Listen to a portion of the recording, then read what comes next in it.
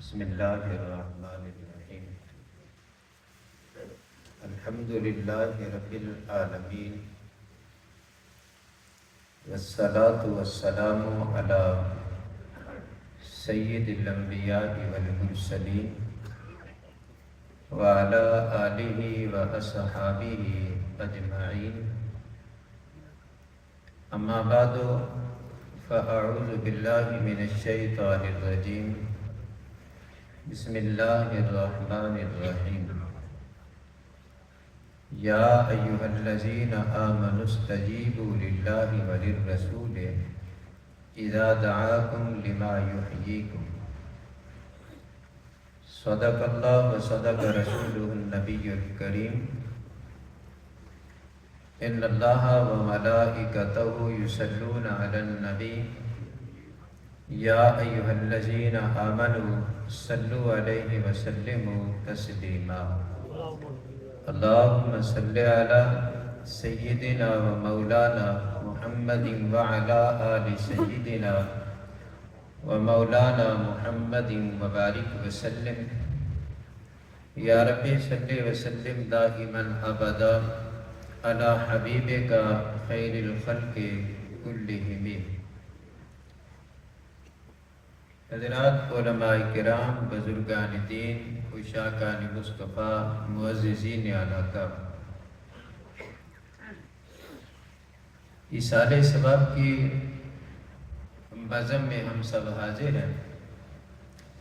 انتہائی ملنسار پیارے بھائی شوکت علی صاحب، محمد علی صاحب اور دیگر برادران،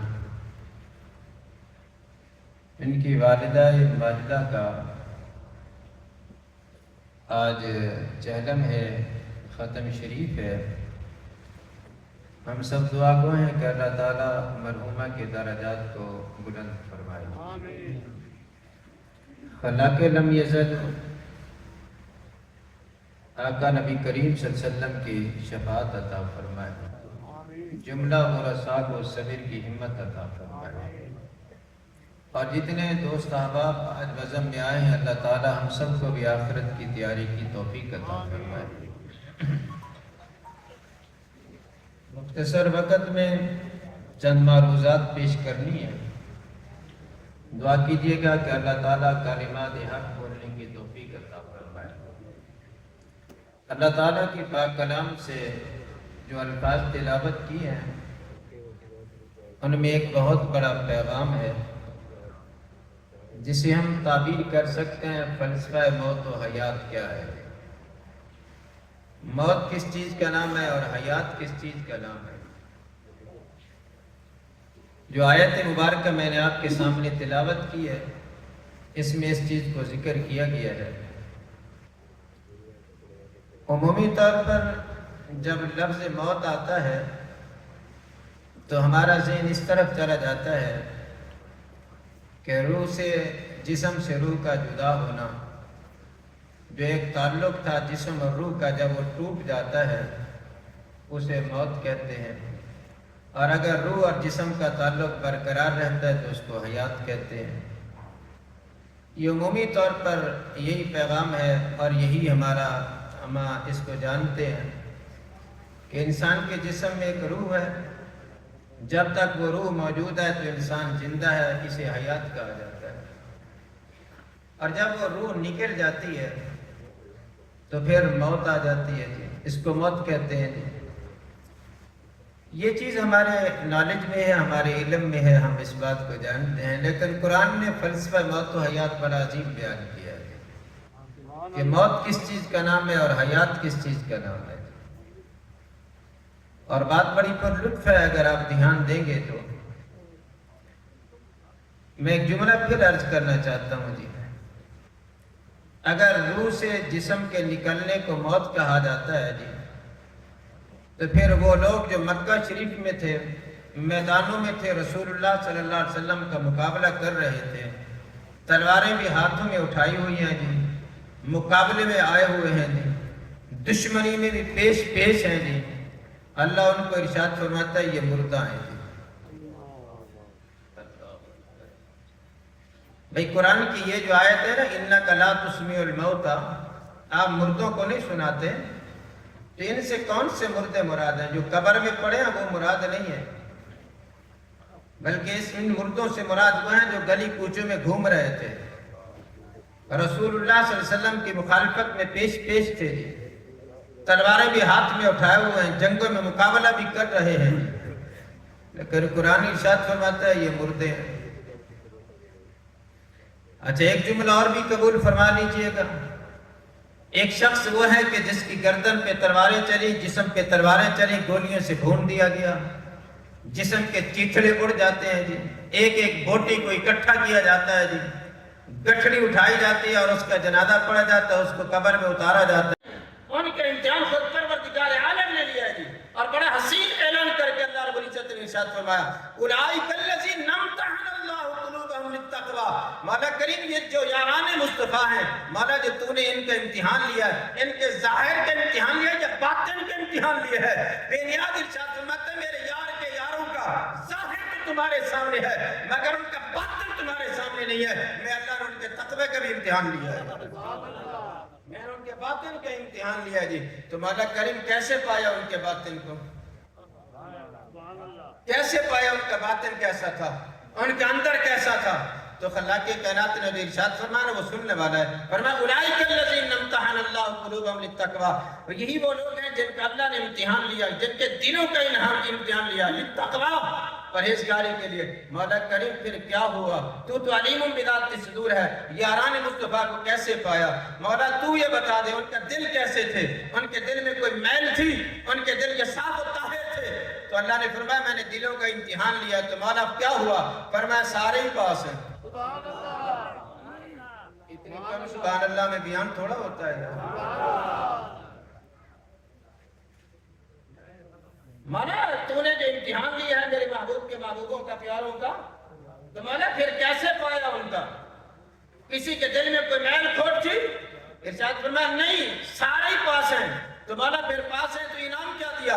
فرمایا لہم مغفرۃ و اجر عظیم، میں اللہ کی طرف سے سب کے لیے انعام مغفرت کا بھی ہے اور اجر عظیم کا بھی ہے۔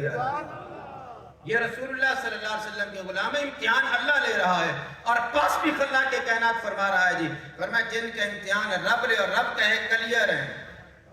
توجہ رکھیں میرے جملے، پاس ہے۔ تو میں کون ہو سکتے ہیں ان پر کام کرنے والے؟ تو میں کون ہو سکتے ہیں ان پر ہٹ کرنے والے؟ یاد رکھ لیجئے گا، ایک جملہ اور بھی عرض کرنا چاہتا ہوں۔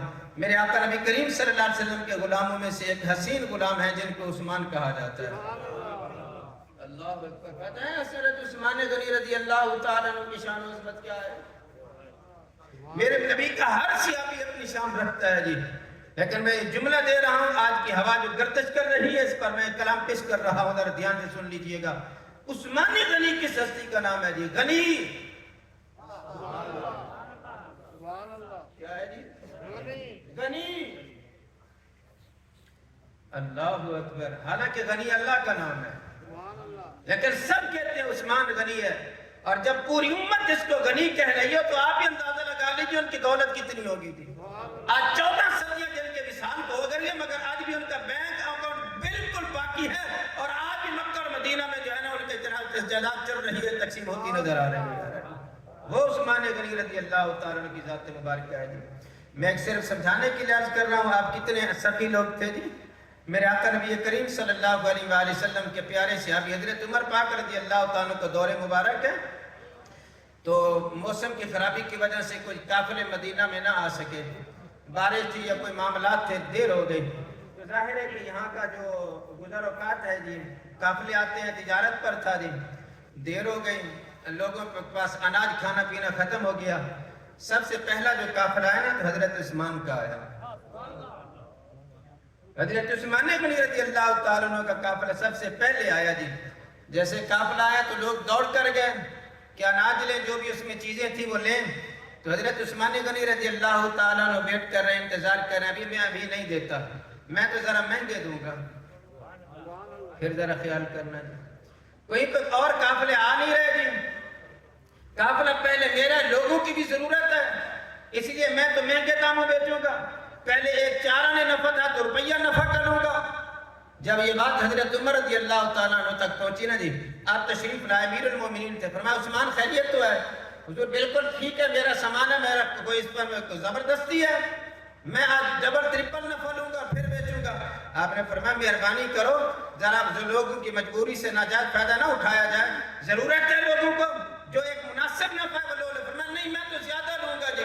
حضرت عمر پاک نے ارشاد فرمایا پھر مال نہیں فروخت کرنا، ہم گزارا کر لیں گے، لیکن یہ مہنگائی کا بازار نہیں گرم ہونے دوں گا۔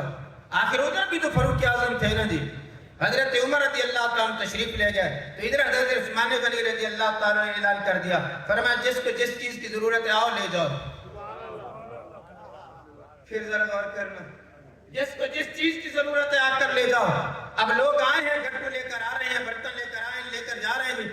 حضرت عمر رضی اللہ تعالیٰ نے دیکھا کہ لوگ اناج لے کر جا رہے ہیں، آپ فوراً حضرت عثمان کے پاس آئے، شاید فرمایا خیر یہ کتنے میں بیچ رہے ہو؟ فرمایا 10 گنا میں بیچ رہا ہوں، آج یہ پراپر لے رہا ہوں 10 گنا میں بیچ رہا ہوں جی۔ فرمایا یہ کیا بات ہوگی 10 گنا میں بیچ رہے ہو جی، اتنی مہنگائی کر رہے ہیں بازار گرم ہو جائے گا۔ فرمایا نہیں عمر آپ کو کیا تکلیف ہے، آج میں نے سودا بندوں سے نہیں کیا،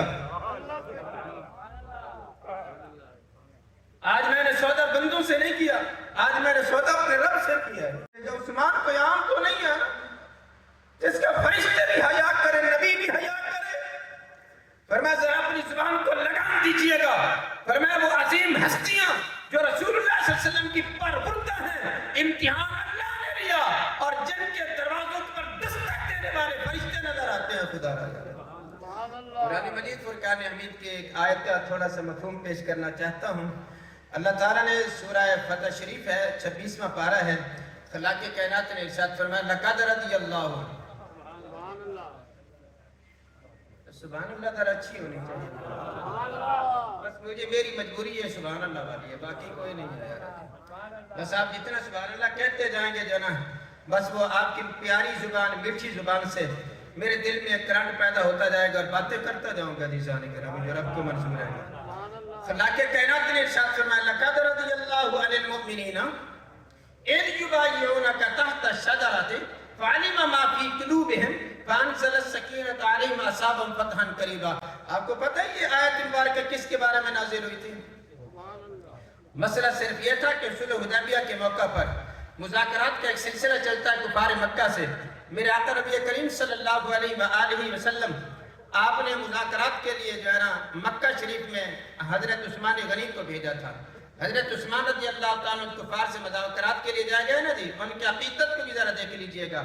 آپ نے ارشاد فرمایا کفار مکہ سے ہم لڑنے کے لیے نہیں، ہم عمرہ کے لیے آئے، ہم عمرہ کر کے چلے جائیں گے، ہمارا کوئی پروگرام نہیں، نہ ہم نے تلواریں اٹھا رکھی ہیں، نہ ہم نے نیزے بھالے اٹھا رکھی ہیں، ہمارا لڑنے کا کوئی پروگرام نہیں ہے، بس عمرہ کریں گے اور چلے جائیں گے۔ تو کفار نے پتہ آگے کیا کہا، عثمان تو تو بڑا اچھا انسان ہے، تو آگے مذاکرات کے لیے تیرے لیے کعبہ کے دروازے کھلے ہیں، تو جا کر یعنی کعبہ کا طواف کر سکتا ہے، عمرہ کر سکتا ہے، مگر تیرا نبی نہیں کر سکتا۔ لیکن عثمان کی عقیدت پہ قربان نہ جاؤں۔ آپ نے جو کفار مکہ کو جواب دیا کتنا حسین جواب دیا، فرمایا ٹھیک ہے تو مجھے اجازت دے رہے ہو جی، لیکن میں ایسا نہیں ہوں جی، مجھے رسول اللہ صلی اللہ علیہ وسلم نے مذاکرات کے لیے بھیجا ہے، میں خود طواف کروں اور میرا نبی نہ کرے۔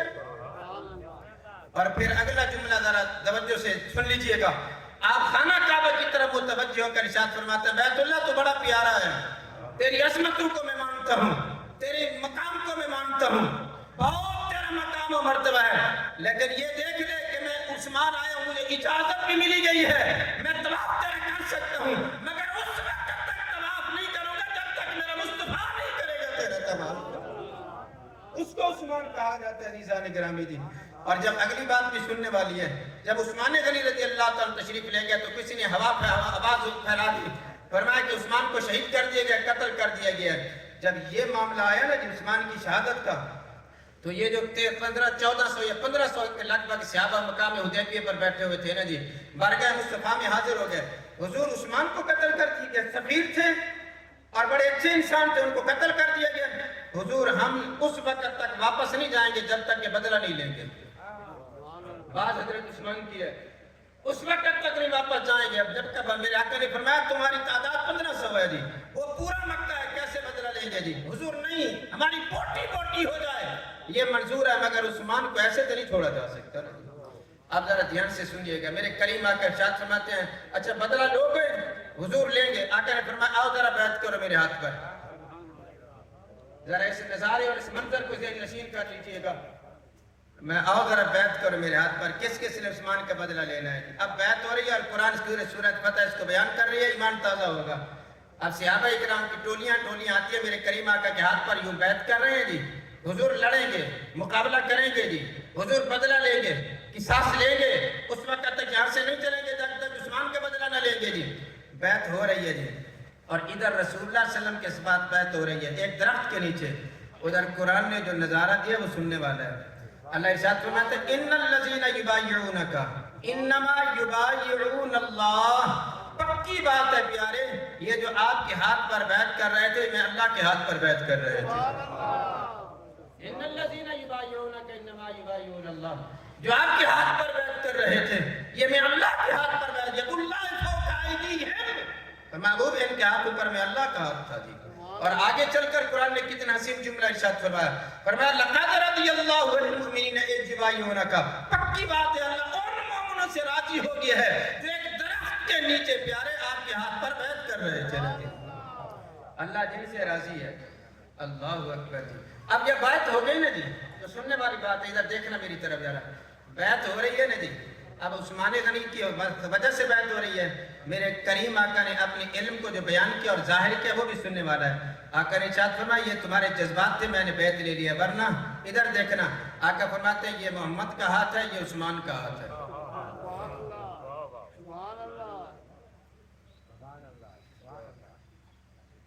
بات اس طرح سے تو شاید میں نہ چل سکوں،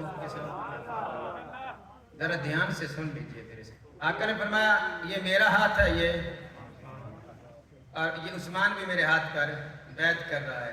میں سنی بندہ ہوں اور یقیناً مجھے آل سے بھی پیار ہے، اہل بیت سے بھی پیار ہے جی، ازواج سے بھی پیار ہے، میرے عقیدے میں کوئی فرار چکر بازی نہیں ہے، ہم سب کے غلام ہیں عزیزان گرامی۔ سنی ہونا رب کا بڑا احسان عظیم ہوتا ہے خدا را جی، لیکن بات سن لیجئے گا، 18 ذی الحجہ غدیر خم کے مقام پر میرے کریم آقا نے علی المرتضیٰ کا ہاتھ پکڑ کر فرمایا تھا من کنت مولا فھذا علی المولا، جس کا میں مولا ہوں اس کا علی مولا، بڑی شان ہے علی کی، مگر میں عثمان کی شان کو بھول نہیں سکتا۔ علی کا صرف ہاتھ پکڑا، فرمایا جس کا میں مولا اس کا علی مولا۔ اور عثمان کے بارے میں میرے کریم آقا فرماتے ہیں یہ میرا ہاتھ عثمان کا ہاتھ ہے یار۔ وہ عظیم ہستی عزیزان گرامی، اللہ تبارک و تعالی ان کے درجات کو بلند فرمائے، اللہ تبارک و تعالی ہم سب کو اپنے پیاروں سے محبت کرنے کی بھی توفیق عطا فرمائے۔ تھوڑا سا میں بات کو دور لے گیا عزیزان گرامی، ذرا اس پر دھیان دیجیے کہ موت کیا اور حیات کیا ہے۔ ایک بار سبحان اللہ کہہ لیجئے تاکہ میں اس بات کو بیان کروں جی۔ بھائی میں نے بات کیا نا جی، ہمارے ہاں ذہن میں ایک بات آ رہی ہے، موت یہ ہے کہ جسم سے روح کا تعلق ٹوٹ جائے جس کو موت کہا جاتا ہے جی، اور روح جسم میں موجود ہے جس کو حیات کہا جاتا ہے، مگر قرآن اس سوچ کی نفی کرتا نظر آتا ہے جی۔ قرآن ان کو مردہ کہہ رہا ہے جو کو بالکل زندہ ہیں، چل پھر رہے ہیں، قرآن کہتا ہے یہ مردہ ہیں جی، اور کچھ وہ لوگ ہیں جو قبر میں پڑے ہیں، قرآن کہتا ہے یہ زندہ ہیں۔ تو پھر ہمیں جو تلاش کرنا پڑے گا، ہمیں ڈھونڈنا پڑے گا کہ موت کیا اور حیات کیا ہے۔ لیجئے سورہ الانفال شریف کی آیت ہمیں بتا رہی ہے، یا ایھا الذین آمنوا استجیبوا للہ وللرسول اذا دعاکم لما یحییکم، اے ایمان والو جب تمہیں اللہ اور اس کا رسول بلائے تو فوراً حاضر ہو جایا کرو۔ جب تمہیں اللہ اور اس کا رسول بلائے نا جی تو کیا کیا کرو؟ فوراً حاضر ہو جایا کرو، اللہ رسول کی بات کو مان لیا کرو۔ کیوں؟ لما یحییکم، رسول تمہیں اس چیز کی طرف بلاتا ہے جو تمہیں زندگی عطا فرماتی ہے۔ اس کا مطلب کیا عزیزان گرامی؟ فلسفہ موت کو حیات ہمارے سمجھ میں آ گیا۔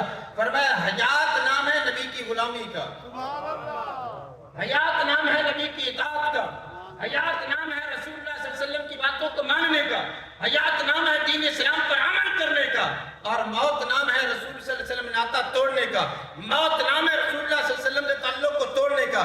جو رسول اللہ صلی اللہ علیہ وسلم کے تعلق توڑ گیا وہ زندہ ہے تو بھی مردہ ہے۔ خدا جو مصطفیٰ سے کامل محبت کرنے والا ہے، جو دنیا میں اب تو بھی زندہ ہے، قبر میں چلا گیا تو بھی زندہ ہوتا ہے۔ قرآن نے اسی بات کو بیان فرمایا، پھر دھیان دیجئے گا۔ رسول اللہ صلی اللہ علیہ وآلہ وسلم کی عزیز ہے حضرت جعفر پاک رضی اللہ تعالیٰ عنہ۔ کون ہے جی؟ حضرت میں پورا نام آگے ذکر کرنا چاہتا ہوں لیکن تھوڑا سا دھیان آپ کی طرف توجہ چاہتا ہوں عزیزان گرامی. حضرت جعفر رضی اللہ تعالیٰ جہاں غزوہ موتا میں یہ تشریف لے جاتے ہیں جی، اور کافی دور یہ جنگ ہو رہی ہے. میرے آقا نبی کریم صلی اللہ علیہ وسلم نے انہیں سپہ سالار بنا کر بھیجا تھا، لیکن جب وہ جنگ میں پہنچے تو وہ جامع شہادت نوش کر گئے. میرے کریم آقا مدینے میں بیٹھے منبر رسول پر تشریف فرما رہے ہیں. سرکار نے ارشاد فرمایا میرا بھائی جعفر شہید ہو گیا ہے، آؤ ذرا ان کے لیے دعا کر دیں. بیٹھے کہاں پر ہیں جی؟ مدینے میں. دیکھو اس نظارے کو رہے ہیں.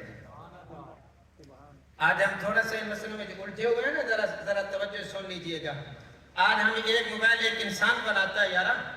پہلے وہ یہ دیتا کہ صرف آج سنتی تھے.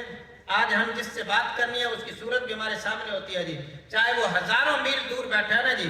اس سکرین کے اندر، موبائل کے اس سکرین کے اندر، اس شیشے کے اندر اتنی طاقت اور پاور ہے کہ ہزاروں میل دور بیٹھا ہوا بندہ فرمایا تم اس کو دیکھ بھی سکتے ہو اور اس کی بات بھی سن سکتے ہو جی. اگر ایک انسان ایک شیشہ بنائے، فرمایا ہزاروں میل دور بیٹھا ہوا بندے کی صورت بھی دیکھی جا سکتی ہے، اس کی باتوں کو بھی سنا جا سکتا ہے جی. اگر تیرے بنائے ہوئے شیشے میں اتنی طاقت ہو سکتی ہے تو پھر نبوت کے شیشے کا عالم کیا ہوگا؟ رسول اللہ صلی اللہ علیہ وسلم کی طاقت کا عالم کیا ہوگا یارا. اس لیے تو رسول اللہ صلی اللہ علیہ وسلم نے ارشاد فرمایا اللہ کے کائنات نے پوری دنیا کو میرے سامنے اٹھا دیا ہے، میں ایسے دیکھ رہا ہوں جیسے ہاتھ کی ہتھیلی کو دیکھ رہا ہوں جی. اس لیے بیٹھے میرے کریم آقا مدینے میں ہیں، دیکھ اس کا معاملہ دے رہے ہیں جی. آقا فرماتے ہیں جعفر شہید ہو گیا جی، زید شہید ہو گیا جی، عبداللہ بن رواحہ شہید ہو گیا ہے، اور اب جو تلوار اٹھا رکھی ہے خالد بن ولید نے اٹھا رکھی ہے جی. یہ سارے نظارے میرے کریم آقا بیان فرما رہے ہیں جی. لیکن جو جملہ دینا چاہتا ہوں سننے والا یہ ہے کہ رسول اللہ صلی اللہ علیہ وسلم نے فرمایا میرا بھائی جعفر شہید ہو گیا جی. اب آقا صحابہ کرام کے ہمراہ ان کے گھر تشریف لا رہے ہیں جی. ذرا توجہ رکھیے گا. آقا نے ایسے نظر اٹھائی نا، ادھر دیکھنا. آقا فرماتے ہیں یہ میرا بھائی جعفر جا رہا ہے.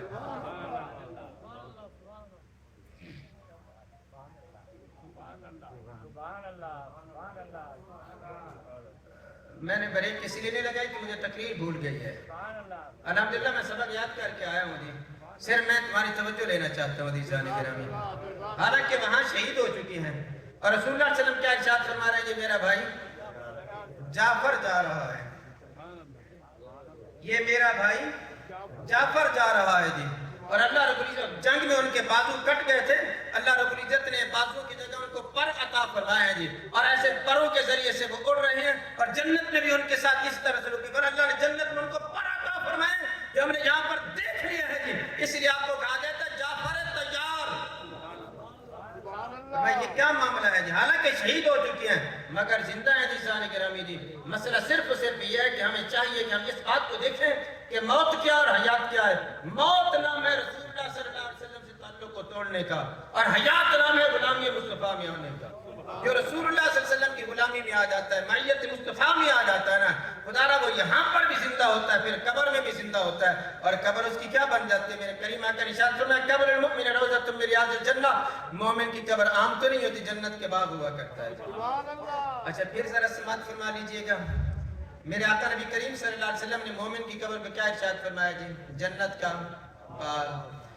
اچھا ویسے سیانے لوگ بیٹھے ہو، سمجھدار لوگ بیٹھے ہو، تھوڑا سا میرے ساتھ اس بارے میں تعاون کر لیجئے گا تاکہ میں کچھ مسئلہ سمجھا سکوں جی. قبر کو جنت کا باغ کہا گیا ہے. اچھا باغ اس کو کہتے ہیں کہ جہاں پر صرف آگ لگی ہوئی ہو.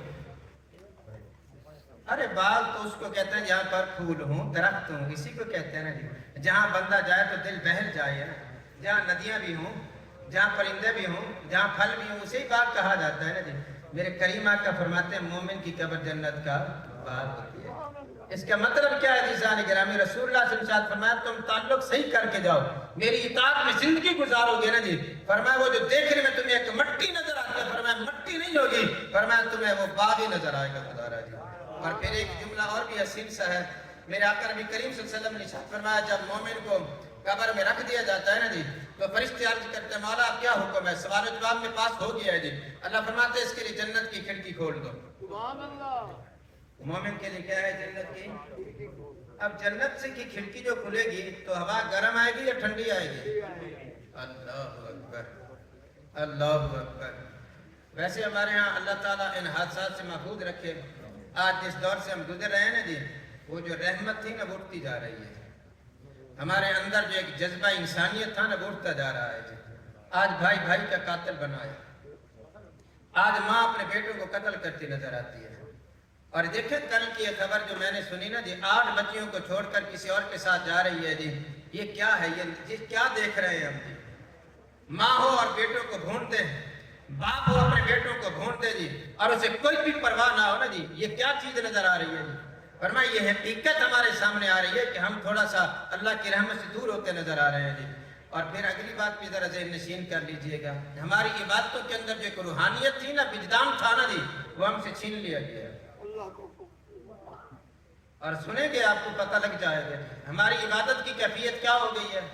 سب سے پہلے کیا کیا؟ ہم نے عبادت کو شارٹ کٹ کر رہے ہیں جی، ہم نے نفل کو چھوڑا، پھر اس کی وجہ سے ہمیں سنت غیر موقعہ چھوٹ گئی ہم سے، اور پھر اس کا وبا کیسے آج ہم سنت موقعہ بھی نہیں پڑھتے۔ ایسا ہے یا نہیں؟ نفل چھوڑے تو بس نفل چھوڑیے کیا ہے جی، بقیہ پڑھ لیں گے جی، بس وہ چھوٹے عادت بن گئی تو ہم سنت غیر موقعہ چھوڑ بیٹھے ہیں یارا جی۔ اور پھر سنت غیر موقعہ جب چھوٹی ہے تو اب سنت موقعہ بھی چھوٹی جا رہی ہے جی۔ جان گرامی دو فرض پڑھتے ہیں جی، اور اگلی صورت حال یہ بھی سمجھا جا رہا ہے جا جی آپ تو سلام پھرا اور دعا سے بھی آج کل انکار ہے۔ یہ ہماری عبادت ہو رہی ہے جی جان گرامی اس وقت، ہم دعاؤں سے بھی چلے گئے، صرف 2 فرض پڑے اور بھاگے، یہ ہماری عبادت آ رہی ہے۔ اور اگلا جملہ بھی کھڑے خدا کی بارگاہ میں ہمارے سر ننگے ہیں جی۔ اور اب ایک رواج جو پڑ گیا نا وہ بڑا خطرناک ہے جی، جنازہ جب پڑھنے جائے تو اگلی صاحب میں سارے جوتے پہن کر جنازہ پڑھتے نظر آ رہے ہیں۔ ہم کس دور سے گزر رہے ہیں؟ اس لیے ہماری عبادتوں میں روحانیت ختم ہو گئی ہے، وہ جو جذبات تھے نا وہ ختم ہو رہے ہیں عزیزان گرامی۔ ہمیں چاہیے کہ اپنے اسلاف کے نقش قدم پر چلیں، جو رسول اللہ صلی اللہ علیہ وسلم نے طریقہ عطا فرمایا تھا اس کے مطابق زندگی گزاریں۔ اور میں پیغام دینا چاہتا ہوں جی، اگر آپ کے بیٹے یا آپ کے بھائی سنت اور نوافل چھوڑ رہے ہیں نا جی، تو ذرا خیال کیجئے گا یا تو استاد اچھا نہیں ملا یا صحبت اچھی نہیں ملی، یا تو ٹیچر کوئی خراب ملا ہے یا کیا ہے جی۔ فرمایا کوئی صحبت ان کی خراب ملی ہے، جو نوافل بھی چھڑوا رہا ہے، سنت بھی چھڑواتا جا رہا ہے، دعاؤں کا بھی انکار کرتا جا رہا ہے جی۔ فرمایا یا تو صحبت خراب ہو گئی ہے، ٹیچر خراب ہوا ہے جی۔ آئیے جی عزیزان گرامی، نماز تو آج نہیں اتری، نماز 14 صدیوں سے پہلے آ رہی ہے، نماز وہی حسین ہے عزیزان گرامی۔ جب ہم نفل چھوڑ دیں گے، ہم سنت موقعہ چھوڑ دیں گے، غیر موقعہ چھوڑ دیں گے، تو تہجد کون پڑھے گا؟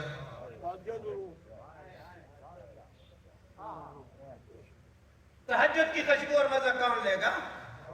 اور سنیے تہجد بھی تو نفل ہے نا جی، جس کے بارے میں میرے کریم آقا نے ارشاد فرمایا وَمِنَ اللَّيْلِ فَتَهَجَّدْ بِهِ نَافِلَةً لَكَ عَسَىٰ أَن يَبْعَثَكَ رَبُّكَ مَقَامًا مَحْمُودًا۔